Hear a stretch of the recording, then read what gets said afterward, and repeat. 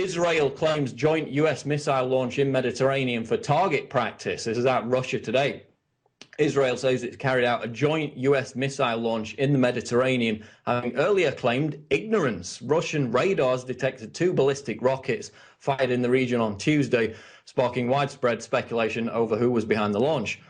So first of all, the US and Israel are doing missile tests in the most tension-fraught region of the world right now, firing missiles in the direction, threatening to provoke a war. It's a dangerous act of provocation, and it should be condemned. You know, imagine if Syria fired missiles in the direction of Israel.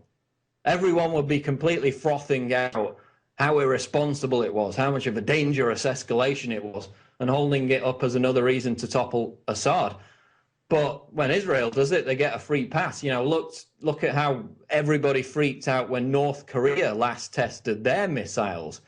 So again, it's a double standard, a complete act of provocation, but Israel gets a free pass when they do it.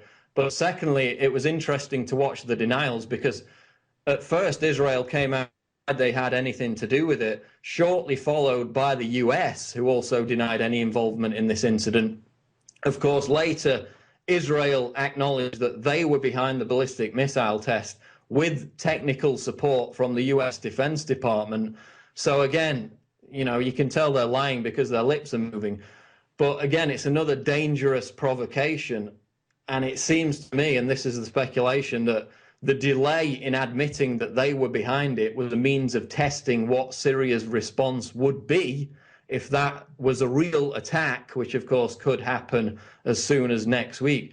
So they're playing games out there in the Mediterranean, the most tension-fraught region of the world, on the eve of war, testing missiles, potentially provoking war. Compare that to what would have happened if Syria did the same thing.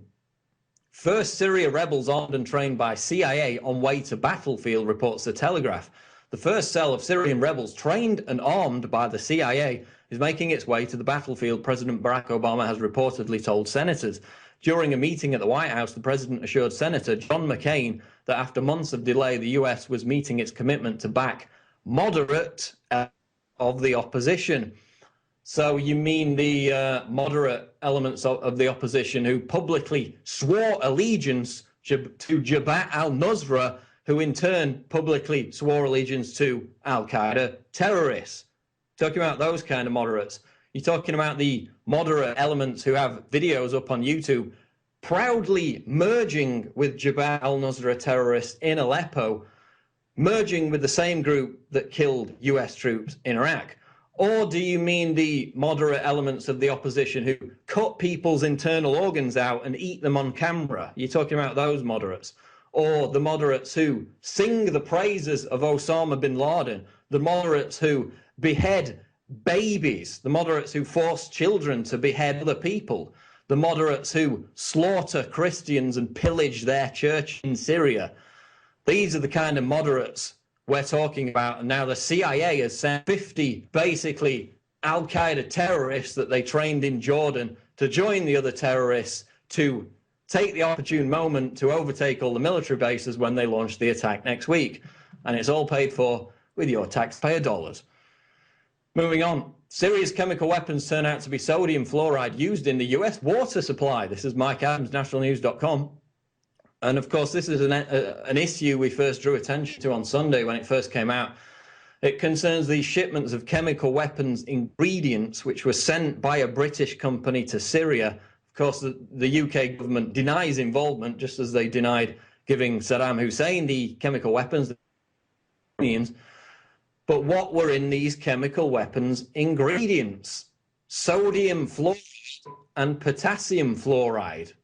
The same ingredients that our health authorities put in our water, food, and toothpaste. So as Mike Adams documents in this article, sodium fluoride is an ingredient for chemical weapons, and you're ingesting it on a daily basis. Next up, New York Times cuts references to AIPAC in Syria debate. The New York Times had an article in which they discussed the Israeli lobby's influence on the congressional authorization to attack Syria, and they cut out 2 whole paragraphs that referred to AIPAC as the 800-pound gorilla. This was the key excerpt that was cut from the article. Administration officials say the influential pro-Israel lobby group AIPAC was already at work for pressing military action against the government of Assad. And it went on to say that these Obama administration officials, insiders, are talking about AIPAC as the 800-pound gorilla in the room, because obviously they're lobbying Congress to support this attack on Syria. So this passage was removed from the New York Times article, which most likely in alliance with AIPAC does not want the American people to know that their Congress members are being aggressively pressured by the Israeli lobby to greenlight the attack on Syria next week. Moving on to other news, Harvard research shows guns don't kill people, people kill people. This is out of Zero Hedge. In an inconvenient truth moment for the anti-gun lobby, Harvard's Don Cates and Gary Mauser have found that there is, in fact, a, quote, negative correlation between violence and gun ownership. Quote, where firearms are most dense, violent crimes are lowest. And where guns are least dense, violent crime rates are highest.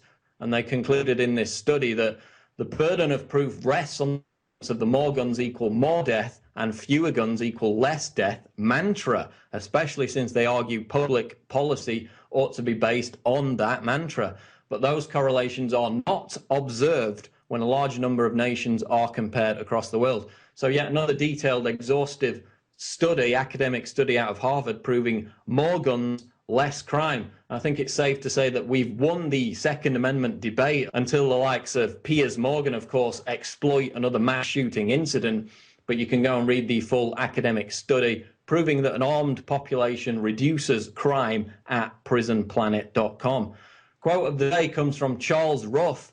Impeachment is not a remedy for private wrongs. It's a method of removing someone whose continued presence in office would cause grave danger to the nation.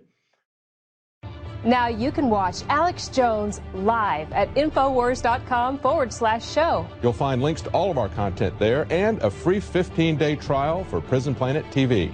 You can also browse the network, the InfoWars Nightly News, and over 60 movies and documentaries all together in one place. You can watch the Alex Jones radio show live as it happened. So check it out, Infowars.com/show.